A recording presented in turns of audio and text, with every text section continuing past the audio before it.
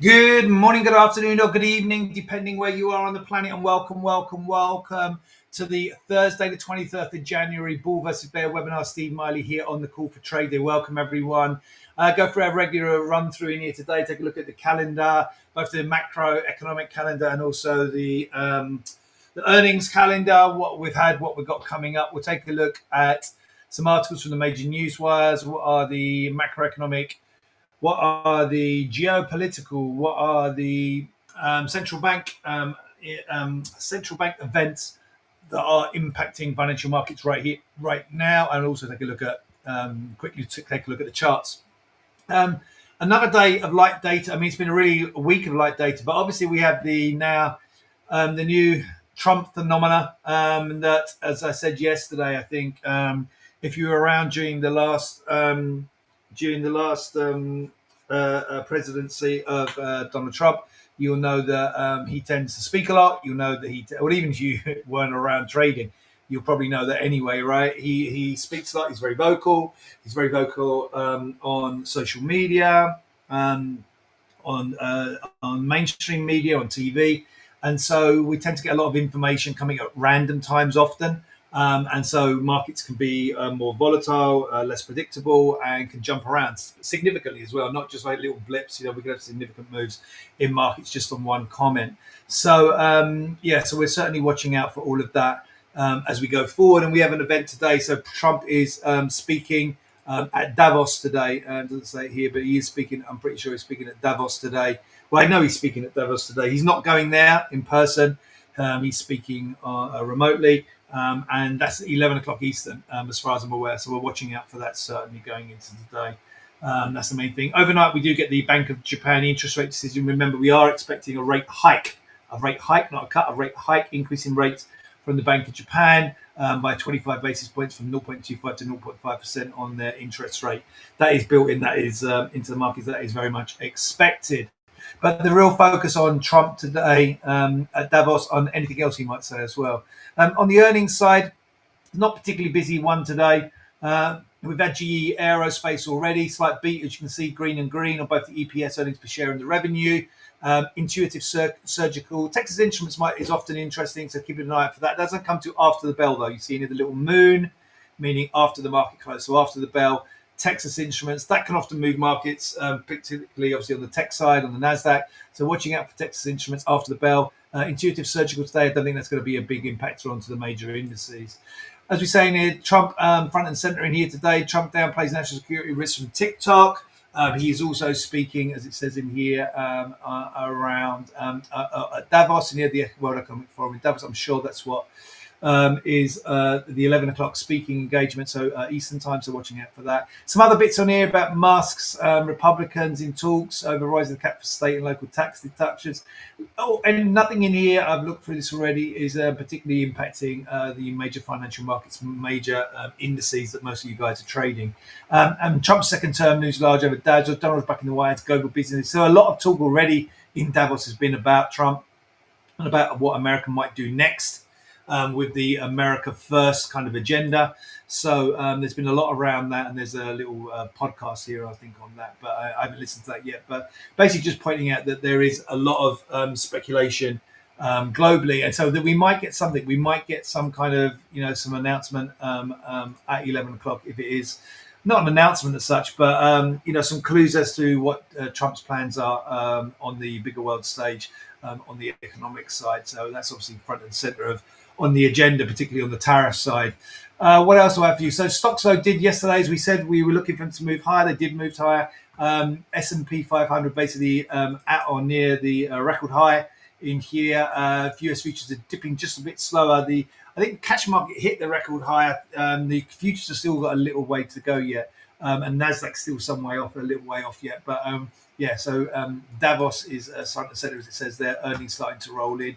The other thing, we did have Christine Lagarde in here, the ECB chair of the ECB, president of the ECB, and indicating that a more dovish tone.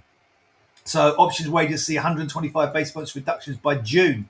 So looking for a more aggressive, compared to 75 basis points of easing priced by swaps. So we're pricing in between 75 and 125 basis points of rate cuts from the ECB by June. At least 1/2 point cut to interest rates by the middle of the year. So anywhere between 50 and 125 basis points, depending on how you're looking at it. So the ECB far more dovish. You remember the Fed effectively going to be on hold, according to the Fed Watch tool. The interest rate curve in the US is pricing on hold really until the middle of the year, May, June, and then maybe one rate cut then and another one towards the end of the year. We've looked at that on the CME Fed Watch tool over the last couple of days. Not going to go really through that in any detail again, but basically the market's pricing in no chance. Well, we'll just quickly look at here. So no chance of in January, nearly 100% that my rate's unchanged. By May, June, there's potentially 57% chance of rates still unchanged in May. But by June, we're at 35% chance. So more likelihood we get a June rate cut in here is what the market's pricing in. And then by the end of the year, we're only really pricing in maybe 2 rate cuts, between 1 and 2 rate cuts by the end of the year. That's almost 50-50 between 1 and 2. If you add these two together in here, this is unchanged. A 16% chance the rates are unchanged at the end of the year. But so you got these two together add up to about 50. So you've got a 50-50 chance of either 1 rate cut or 2 rate cut by the end of the year. That's in comparison to the ECB now pricing in anywhere between at least 50 up to 75, maybe 125 basis points of rate cuts by the middle of this year. Okay, so that's why the euro is under such negative pressure. That's what part of the reason why the dollar's so strong. Just highlighting that. So stocks hover near record highs. Always spoke of that. Oil ebbs. And here, if we do a run through the markets in here, the Nikkei, Japanese Nikkei up 0.8 and a slight dip on the Hang Seng overnight by 0.4. European exchanges, FTSE pretty much unchanged, a slight dip, but slightly higher on both the German DAX and the French CAC overnight so far this morning on European exchanges, up 0.25%, sorry, and nearly 0.4% on the French CAC. And on the overnights on the US in here, we have dips from having hit those getting close to the record highs on the S&P. So we're slightly lower in here this morning, about 0.2 down on the S&P and just over 0.5% down on the Nasdaq. We've already run through the Fed Watch tool. Yields are actually tracking slightly higher, so maybe yesterday and this morning. So maybe putting a little bit of downward pressure on stock indices. But if we look at our analysis in here, it's still got a bearish theme. So right the way from the 30 years all the way, a bullish theme on the futures. So looking for a lower yield. So right the way across the board in here, still seeing an upside bias between the 30-year, 10-year, 5-year, 2-year. So we're still aiming to higher prices and lower yields. But at the moment, we are tracking to lower prices, higher yields. But stocks, obviously we were right on the highs in here when we put this out last night after the close on both the Nasdaq and the S&P, so still pointing higher. And despite the little dip, so a bigger dip here is the Nasdaq dipping back up. You can see way above this trend line that comes up in here. The trend line on the Nasdaq coming up from where am I drawing this off of? The 14th of January. So this trend line, taking into consideration that spike there, that was on Inauguration Day. So using that spike as a spike low from Inauguration Day on Monday, we see we're way above that trend line. It's starting to temper now and holding above that trend line. So the pointing higher in here, and you can see we got up in here and just fell below this peak in here on the Nasdaq. So that high there, if we go back and look at our analysis in here on the Nasdaq, that's that swing high there. So that's the one at 22,098.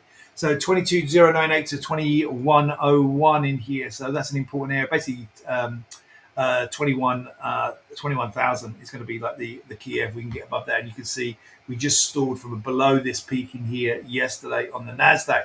We're going to take a look at the ES in here. Still looks bullish. Took out that peak there. Yesterday, that's the equivalent swing high, and we said about going to the impulse point. Remember, was the Fed. That was Fed Day back in December when we got that big impulsive sell-off, and we're back to. I said that would be the target yesterday, and we hit that target, the impulse where we impulsively moved down from. We'll see it better on the 30-minute chart in here. So there was the impulsive move from the Fed, and we went basically right up to there and faded. And then we've got the all-time high up here. So the markets in here have faded back, but again, we've got this more accelerated trend line. Again, coming up from the 14th of January through the spike low from Monday. That was inauguration. Basically the night of the inauguration, we've got that spike lower and then the rebound in here. It was kind of the after hours. We had the shortened day on Monday for MLK, Martin Luther King Day. So we had that kind of spike down Monday into Tuesday. So the rebound there from that low, drawing that trend line. You see we're significantly above that trend line and starting to swing back higher already. So in here, this looks to me looks like it's a little bit of a corrective test back. We've had overnight in here, and now the market's setting itself up, I think, for the next leg higher. But always eyes are going to be on Trump at Davos, 11 o'clock Eastern time. Keep an eye on that. That's going to be super important today, I think.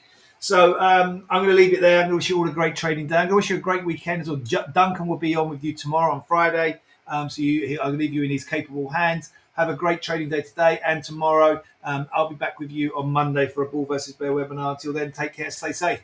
Bye.